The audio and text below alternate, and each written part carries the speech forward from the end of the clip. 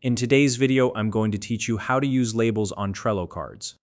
Labels are a powerful way to stay organized and visually prioritize tasks on your Trello boards.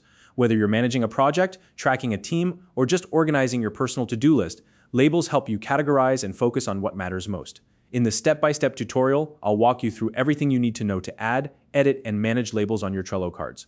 By the end of this video, you'll be able to use labels to streamline your workflow and improve your productivity. Let's get started.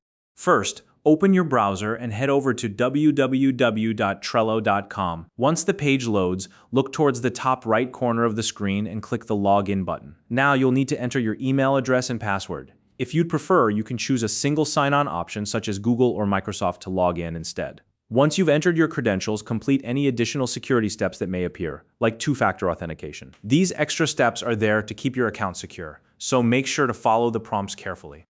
Once you're logged in, you'll land on your Trello dashboard. Here, you'll see all the boards you're part of. Select the board you want to work on by clicking it. This will open the board and display all the cards and lists it contains. Next, decide whether you want to work on an existing card or create a new one. If you're editing an existing card, simply click on it to open. If you need to create a new card, click the Add a Card button at the bottom of any list. Type in a name for your card and press Enter to add it to the board. Once your card is open, you'll see a variety of options inside the card view. To assign a label, look for the Labels option. This might appear as a colorful tag icon or a Labels button, depending on your Trello setup. Click on it to open the Labels panel here.